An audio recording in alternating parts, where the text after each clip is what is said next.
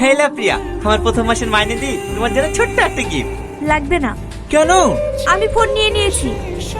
আরে আইফোন কবে নিলে? কালকে নিয়েছি। তুমি আইফোন নিয়েছো আর আমাকে জানাওনি? এই দেখি দেখি, কে কিনে দিল? চাচাজি নাকি?